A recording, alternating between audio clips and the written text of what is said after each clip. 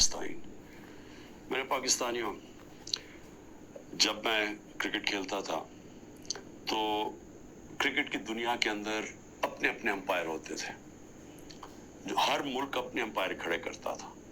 और मेरे आदि मैं 20 साल इंटरनेशनल क्रिकेट खेला हूं, तो जो 10 साल थे, 10 साल से भी ज्यादा, कुछ 14-15 साल थे जिसमें अपने अपने अंपायर होते थे और बहुत इंतशार होता था क्रिकेट ग्राउंडों में, क्योंकि जब टीम दूसरे मुल्क में जाके हारती थी वो कहती थी जी उनके अंपायरों ने हमें हरा दिया।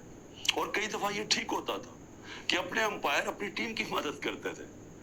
तो मुझे फख्र है कि मैं वो कप्तान था जिसने क्रिकेट की दुनिया में न्यूट्रल अंपायर लेके आया, कि अंपायर एक तीसरे मुल्क के होने चाहिए जो न्यूट्रल हो, ताकि जो जीते और हारे वो हार मान जाए, ये ना कहे कि जी दूसरों के अंपायरों ने मुझे हरा दिया।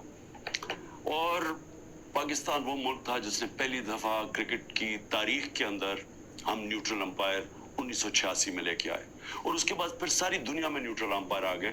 और आज जो आप क्रिकेट मैचेस पे ग्राउंडों पे देखते हैं तो वो सारा इंतशार खत्म हो गया है, क्योंकि लोगों को फैसले मुनसिफाना लगते हैं, क्योंकि अब उनको ये नहीं लगता कि अपने मुल्क के अंपायर अपने मुल्क की मदद कर रहे हैं।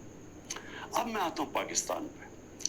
देखिए, मैंने जब तहरीक इंसाफ शुरू की थी 27 साल पहले, उसकी वजह ये थी कि मैं ये आपको बार बार बता चुका हूं, मैं फिर आपको बताना चाहता हूं, जो सारी दुनिया में मैं फिरा और क्रिकेट की वजह से सारी दुनिया मैंने देखी, और खास तौर पे बरतानिया का निज़ाम, क्योंकि मैं वहाँ प्रोफेशनल क्रिकेट खेलता था, आधा साल उधर आधा साल इधर, और यूनिवर्सिटी भी उधर गया था।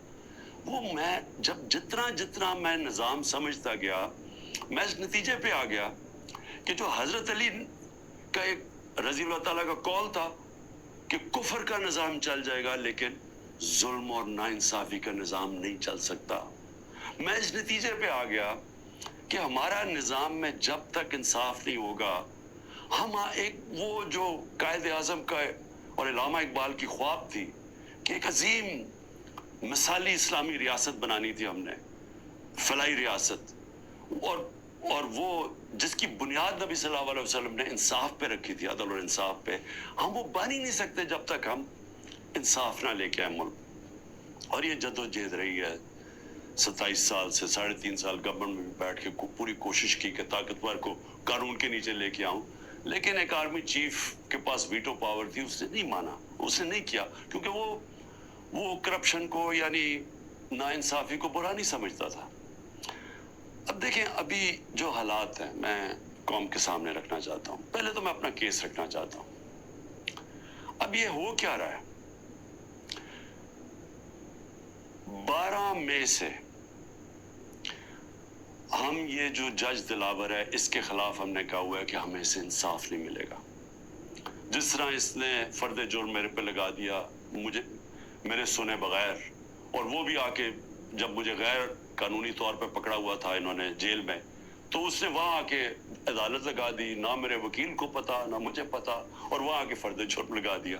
तो हमें तब से पता चल गया कि यहाँ इंसाफ नहीं हमें मिलेगा। हमने एप्लीकेशन फाइल की इस्लामाबाद हाई कोर्ट में कि हमें हमारा ट्रांसफर किया जाए, हम किसी और जज के सामने केस लगाया जाए, ये हमारा हक है।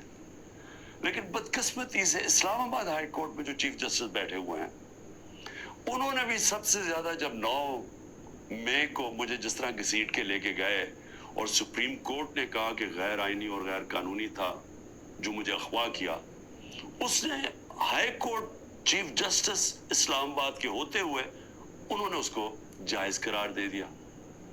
तो हमें तो वहां भी बड़े गिले शिकवे आ रहे थे।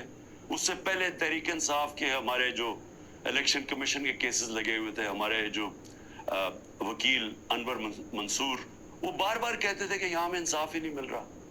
और जो फॉरेन फंडिंग का केस था, हम सुप्रीम कोर्ट ने कहा हुआ है कि सबके इकट्ठे सुने जाएं, सारे जो बाकी जमातें हैं, पीपल्स पार्टी, लीग, पीटीआई, इकट्ठे सुने जाएं कि फंडिंग किधर से आती है, उनके केस सुने ना जाए।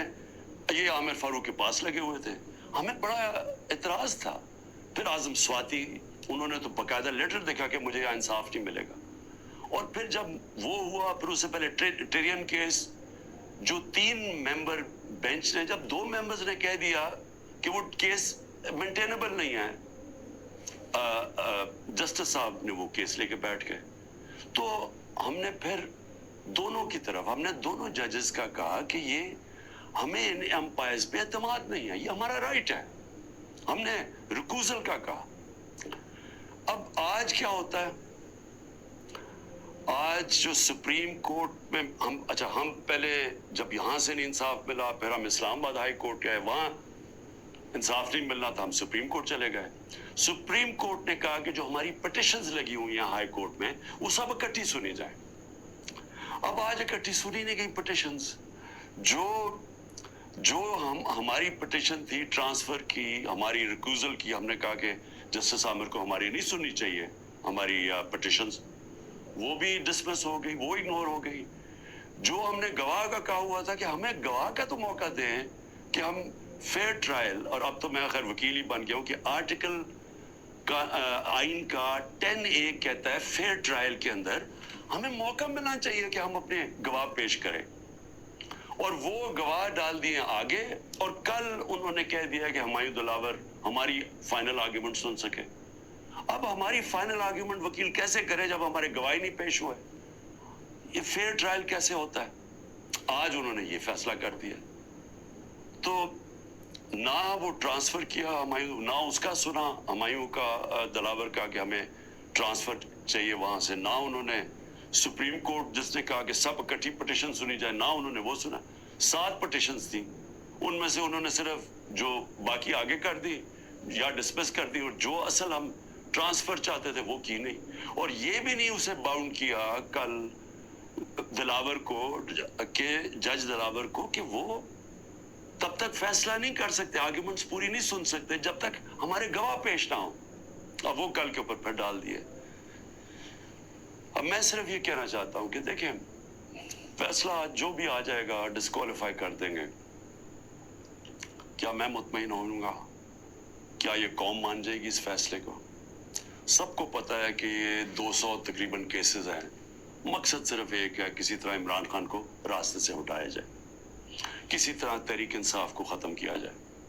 ये सबको पता है ये क्या हो रहा है। 9 में जब भी इंशाल्लाह किसी दिन इस मुल्क में आजादाना तहकीकात होंगी, 9 मई पे चीजें सामने आ जाएंगी।